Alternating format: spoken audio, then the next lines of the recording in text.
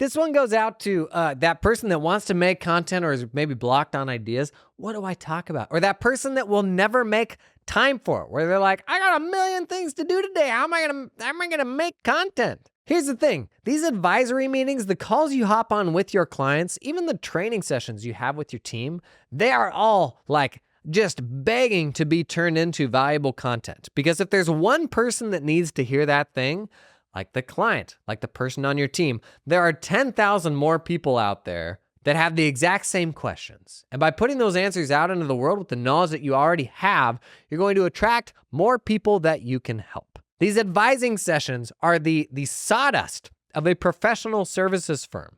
You're already doing the work of delivering them. Today, we're going to talk about how with just a little bit more effort, they can get turned into killer content that will attract even better clients to your firm than the ones you got today. Come on in, let's talk about it.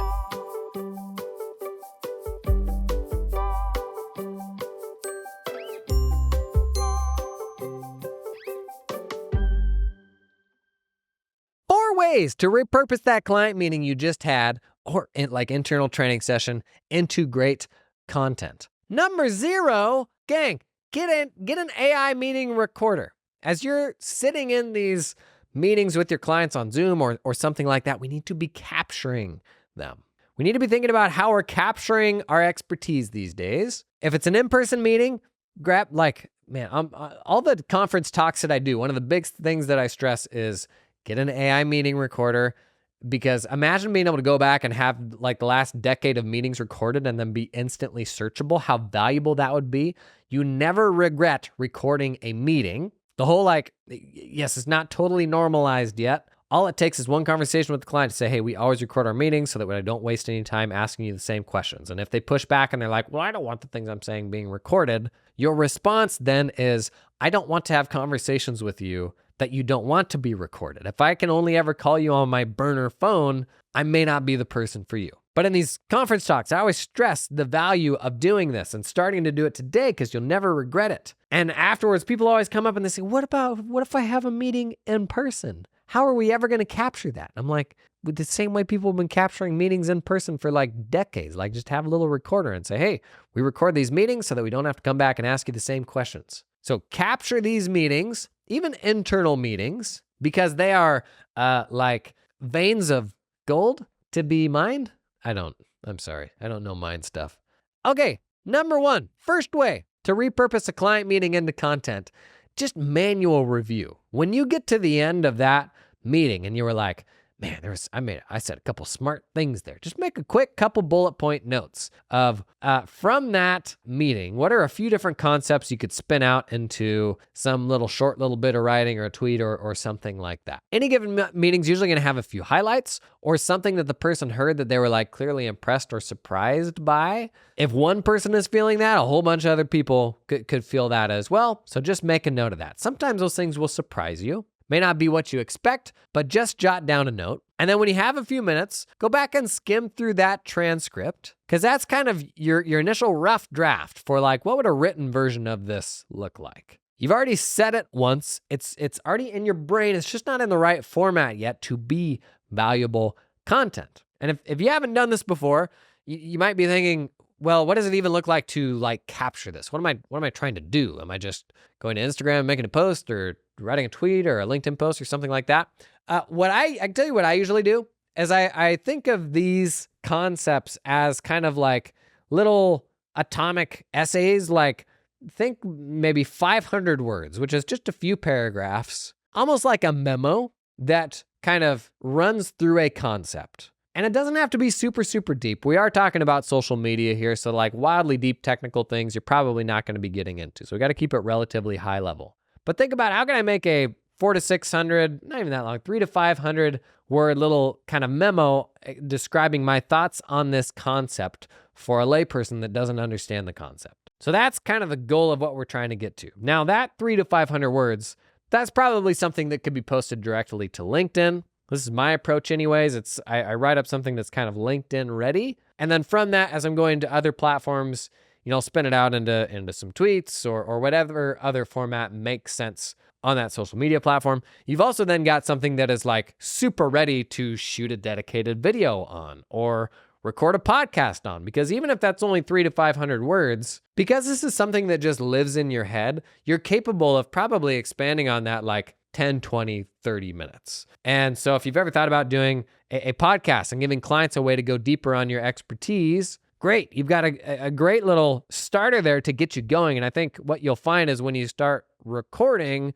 it's easier to fill in a bunch of details around. And sometimes those podcasts, since many are more long form, the podcast is the channel where you do a little bit of a deeper dive and maybe get into that technical stuff a little bit more than you would otherwise. So the goal, as you're skimming back through that transcript, is how do I get to like a 500 word, 400 word kind of little a concept, a memo. And it may track pretty closely with what you actually said in the meeting. It's just normally your vernacular in a meeting isn't going to be the same as what you would put into like written word.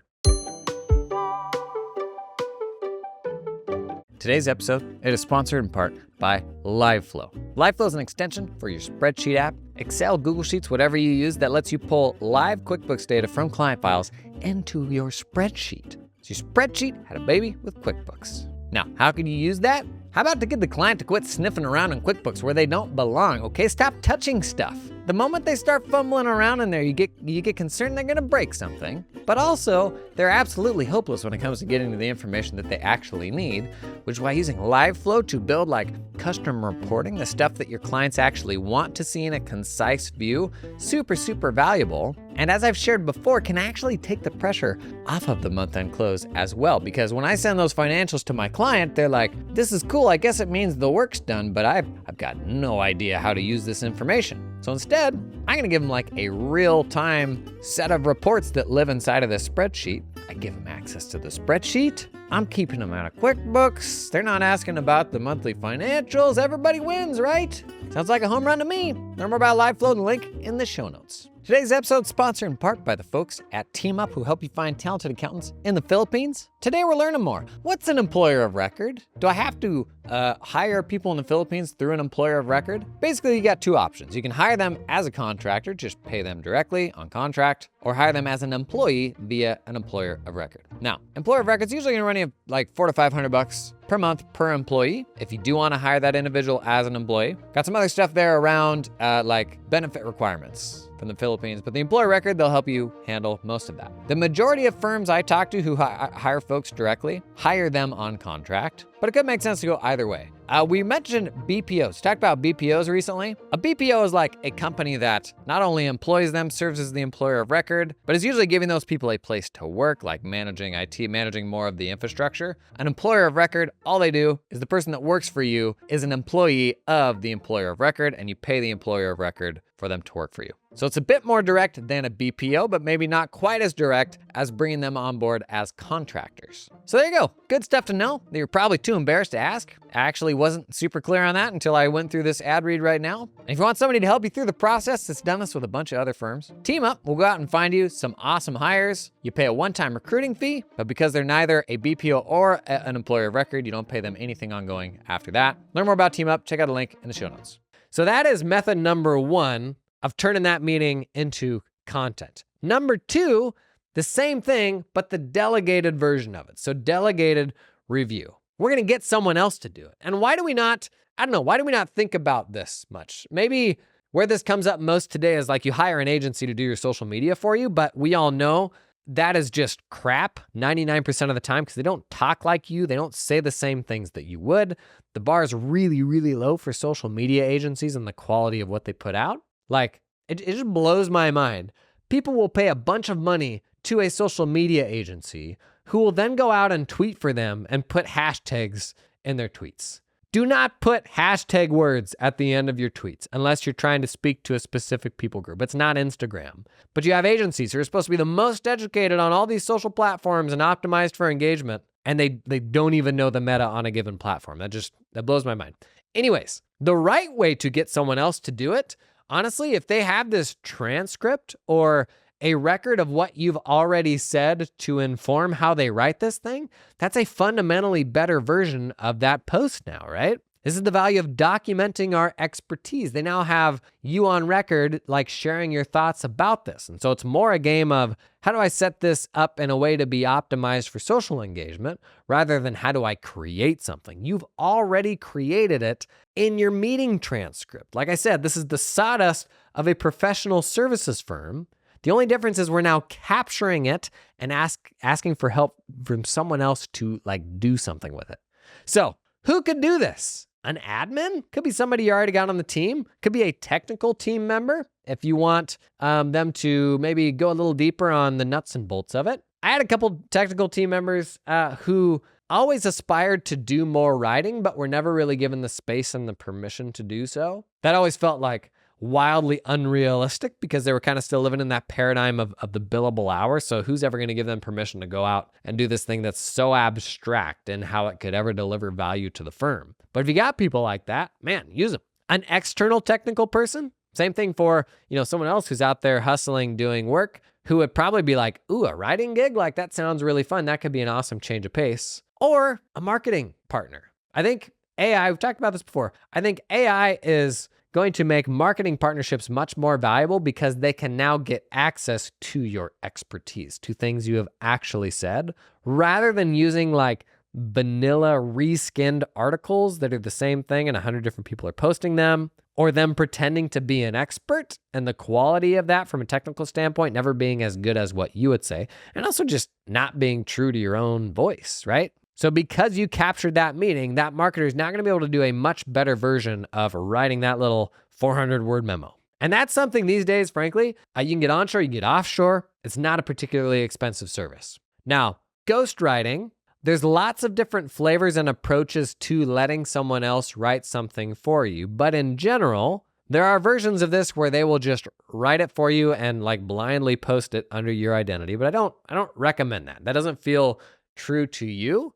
What I would recommend is getting help with drafting it, with putting it together. And the goal is you want to get that thing like 80% of the way there, and then you can come in and change what you want to change and post. Or even like delegate the posting, because how and when it gets posted, like you don't even necessarily need to be in the middle of that, as long as you understand if I'm posting on social media, I have to be engaging with the people that engage with me. It's not just a one-sided thing where I toss it over the fence and that's it. Social media is a community. It's about the people that you meet and like the human relationships that happen there. That is the value of social media.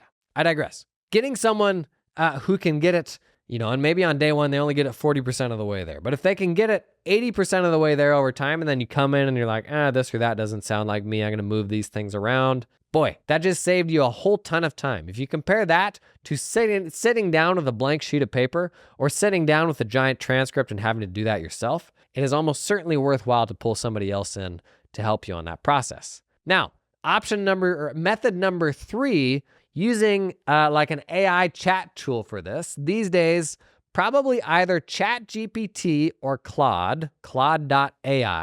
If you're plugged into the AI space much, the hottest language model out there right now is Claude Sonnet 1.5. It's really, really good. It's a decent amount better than GPT-4o, OpenAI's current best model. But the one thing Claude has always been really good at is using documentation to inform what it writes. And so if you're using a AI chat tool, be it ChatGPT or Claude, we're going to provide them with that part of the transcript and then instruct it on concepts that you want it to focus on, the tone of voice, the format you want it to write in, that sort of thing. So let's say you yammered on with the client for, 2,000 words on this subject. Claude is pretty darn good at giving you a first draft that's something that you can at least massage into something useful. Not unlike, going out and hiring somebody to do this writing for you. It's probably not going to write it exactly like you. If you go out and hire some random writer for you and they get it 40% of the way there, we're more or less doing the same thing with an AI tool here. And your skills in prompting the AI tool and all of that may be what makes the difference between it getting it 30% of the way there versus 70% of the way there. But we're still doing the same thing. We're just using an AI chat tool for this step in the process. Obviously, chat tool is going to be less expensive than hiring somebody to do it. In my experience, it's not going to get you as far. And it can be, in some ways, harder to get an AI chat tool to learn than by like building a relationship with a human over time and kind of getting better aligned down the road. Now, who knows how quickly this changes, because the AI chat tools keep getting better, quote unquote, better, but that doesn't actually mean that they're going to more align with your intentions. In this sort of application, oftentimes what we don't like is not anything about correctness. It's more about, does it align with my expectation and what I wanted it to do? So even if language models get better, that doesn't mean the output's going to more align with your intentions of what you wanted. So using a chat tool, not too unlike going out and hiring somebody, it's just not going to have that kind of ongoing feedback loop that you would have with the person. This episode of the podcast is sponsored in part by Makers Hub. Hey, the age of AI, just like the cloud accounting transition, is going to create lean in arbitrage opportunities. Arbitrage, it's the word of the day. Opportunities where tech gives us a wildly better way to do something overnight. We stumble into these things still with our clients that have awful back office procedures, and we just get them on a better tech stack, and it like cuts the necessary headcount to do all that work in half. That's why I loved doing our managed accounting service, where we just come in, find super unoptimized back offices and be like, hey, we'll come in and do this for more or less what it was costing them to hire a team to do it. And then we just automate the heck out of it. As we're in this very transitional period with AI, I think the first example of a AI-driven arbitrage opportunity is frankly going to be accounts payable. Makers Hub is one of the providers now using AI vision models to take extraction, like automated extraction, to a wildly different level than has ever been possible before. You know, that old chestnut, the whole notion that your tool is going to do bill extraction so well that it'll completely eliminate manual entry, which people have been saying for over 10 years. But I don't know, if you're like me, you do an AP for a client, all it takes is an extra digit somewhere, and you just burned a whole lot of the client's cash, and that's gonna be an uncomfortable phone call. So that's a little easier said than done, to like blindly trust invoice extraction when it comes to bill pay. But we've done some demo days on my channel now with Makers Hub, showing off like just the level of detail that it will pull off of invoices, especially complex accounts payable use cases where you're doing like inventory and receiving and matching numbers of widgets to products in your system and all that. I had clients that had multiple staff doing like detailed receiving and all that, matching with purchase orders. An insane amount of like manual work in these systems that Makers Hub is now like automating to a level that it's never been automated before. If you're looking for tech-enabled opportunities where you can use AI to deliver super like high leverage, more profitable work to your bookkeeping clients, Makers Hub's a really interesting example to look at. I'm actually excited for more of this stuff. I feel like it's kind of like the cloud accounting transition, but with even more promise, potentially even higher leverage. If you want to explore that for AP, check out Makers Hub.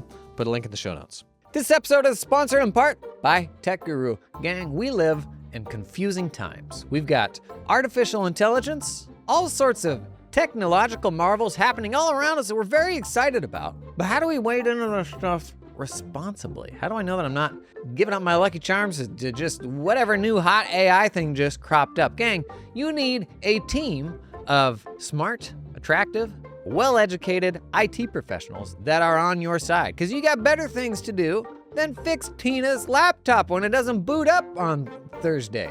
You're better than that. Okay, Tech Guru's got everything you need to help your firm navigate what is a tricky time, you know? Boy, managing tech with even in an office, but across a remote team too, not fun. It's a lot of work. Tech Guru, they just work with accounting firms, so they know all the stinky old tools you gotta use if you're a tax firm. They know the weird cycles of your business, and they're learning from every other firm that they work with. And you know who's gonna benefit from that? You. Okay? So go swipe the link in the show notes, schedule a call with them. You got nothing to lose, okay? That's Tech Guru. Last method, number 4, I'm gonna specifically call out the tool Delphi. This is the tool behind JSONbot that we've built that is trained on every single episode of this podcast, everything I've ever said. I think it's $30 a month to use Delphi, DELPHI.ai. You can connect it to a podcast feed. You can upload a pile of files to it, give it whatever you want, and it the technology is fundamentally the same as what you're asking ChatGPT or Claude to do in the previous method. You give it some documentation and ask it to write about that documentation. The big difference with Delphi is I can keep giving it more and more and more and more and more documentation. So if you look at this in the short term, if you've never done this before, you're like, I just had this meeting. I want to make a LinkedIn post about it. That's very small and concise. But what about when you've done that for a month or 3 months or 12 months? And you may forget, well, you had this other conversation that kind of filled out this a little more, and this other conversation over here that filled out this a little more. Wouldn't it be nice if all that context kind of got rolled up and combined into something more cohesive or more complete? That's the value of a service like Delphi. And there are other services that do this. Right now, from what I've seen, Delphi does it better for me than anything else that I've seen. It's also really quick and easy to set up and not very expensive. And then we're going to prompt it more or less the same way that we would prompt ChatGPT. We're going to say, I'm writing an article around this concept. Here's, I want it to be X number of words. I want you to focus on X, Y, and Z. And it will write that for you, but it will also provide citations to everywhere that it pulled context from. So it'll say, these couple sentences came from this conversation you had with Steve 3 months ago, and this bit of the conversation came from a meeting with Sheila a month ago, or whatever your sources are that you uploaded to it. It's pulling across a library of things now rather than just a single thing. And so if we are using meeting transcripts, we do have to be mindful of redaction. So depending on the security of Delphi or whatever tool you're using for this, you got to think about, do I actually want to put the real conversation in there or not, or do I want to put a redacted version in? Man, I am so bullish on the power of language models like GPT to redact things. You take a meeting transcript, you cannot write a script, a bit of code that will perfectly redact everything in that meeting transcript, because we just talk about things in a very loose way. Like you say part of an address or part of a location or part of a person's name or call them something slightly different, that sort of thing. If you're trying to redact that with code, it's like, well, it can look for anything that's an email format or a phone number format, but that's not how we talk in transcripts. Language models today, not even the best frontier ones, are so good at simply saying, redact all sensitive and personally identifying information from this whatever transcript, and instead put in, bracket redacted or substitute names and substitute addresses, so that if you do refer to a specific person several times and that needs to be maintained, you can just change it to a substitute name. Language models are good enough to do this already. And it's really valuable to have a language model today that you can trust with sensitive things. We've talked about ChatGPT a lot here, where their business plans, there's no training on the model. Like, that data is never going to go anywhere. They have, ChatGPT has what they call temporary chats, where as soon as you finish the chat, it's gone. It's deleted off their servers. It is really valuable to have a language model that you can trust with sensitive things right now for use cases such as this, to be able to toss in a transcript, say redact the whole thing, and boom, you've now got a redacted version that you can plug into a tool that may not be as secure, or even just to store it long term. Like, the less sensitive version of a document is the version of the document I want to hang on to. Like, unless that detail is important, when most of the times it isn't, I would rather be sitting on the redacted version of the document than the sensitive version of the document. So as you're doing all this stuff, and especially dealing with meeting transcripts, for sure be mindful of redaction and sensitive things that exist within those meetings. But I do think we have tools now that can help us with redaction, even language models that will run locally on your computer, though that it is still harder than it seems like it ought to be to install them and run them and get basic functionality like copy paste and run it in a normal looking application. But if it means unlocking all of the wisdom that you're sharing in meetings, man, task a member of your team with doing this, even if it is a little bit of work to chunk through these documents and redact them. If on the other side of it, the power is you've unlocked the collective wisdom that you have shared in your advising meetings in a chat assistant, or to be able to turn a marketing partner onto this thing that's trained on all of these conversations that you've had, that's really, really valuable. And this is a great place to start thinking about these tools. because I think they're going to be a big deal going forward in our profession. I recently I've got a video on the main channel about these tools like Delphi that are designed to kind of mimic a person's expertise. And in the video, we ran through a bunch of different contexts in which you could use those tools, but we don't because we look at it and you're like, that's not me. That's not quite as good as me. Meanwhile, you're running a team full of people who also, quote, aren't as good as you or don't advise the same way that you do. Like, we're used to working with people who don't do things the exact same way that we do. That does not mean they don't have value. And that's how I see these AI assistants now that are trained on your own expertise. Just because it's not as good as you yet does not mean it doesn't have value, especially if it'll work for you around the clock with 1,000 people at once. Someone can turn up to your website at 2 a.m. and get an answer. Like, there's definitely things we got to look out for here and wrong ways to do it. But I think there's value in getting more and more comfortable with these tools over time. And a good starting point is for building marketing content because it's internal. It's not as risky as standing up something on your website, which is kind of like the spookiest version of this to me. But when you get to the point where you are going to do that someday, if you do like stand up a chat assistant or some avatar of your expertise, you're going to be in a much better informed place to be able to do that if you're experimenting now, if you're using it for other less sensitive internal use cases. And it's why I wanted to be sure to include it on this list, because if the biggest thing we can be doing today is be capturing our meetings, that's what most people still are not doing, is they're not capturing those meetings, then the second biggest thing we can do is put those transcripts to work. There's amazing ways that we can use them for training our team, eventually for getting clients access to that expertise. But for now, we can use it for marketing to make it easier to create content, to make our marketing partners, whether it's an admin or an external agency, create better content for you that's more true to your tone of voice and the way that you actually advise. That is tech that is absolutely ready today that will help you to attract better clients and unlock new opportunities for you. Now, for me, I'd probably start with number one. Do it yourself manually a couple of times. Review that transcript, learn what it looks like to go through the process of making it before you delegate it. That's usually just a good idea. And then go from there. Whether you can just never find the time to do it, and this is what gets you over the hump because it will save some time. It's kind of a byproduct of the work you're already doing. Or whether you're just running out of ideas. That is one nice thing about running a firm is you have clients throwing questions at you endlessly that can be a kind of bottomless source of questions and content ideas. If you got any tools that you're using for this that you love, man, pop that stuff in the comments. The busiest people that don't have time for content are oftentimes people that are sitting on meetings all day. And kind of the bummer thing about professional services is you have all this expertise, but you have to deliver it in the lowest leverage way possible in private in one-on-one meetings when there's so many people that could benefit from that knowledge. And we have platforms now that will put you on blast and 1 million people could see that expertise. But if all we ever do is sit on these one-on-one calls all day long, man, you are hiding that light under a bushel basket, you know? This is a great way to put that on blast a little more than you may be doing today. That's all we got for today. Any thoughts, ideas, man, always drop them in the comments. Keep the discussion going, and I'll see you tomorrow.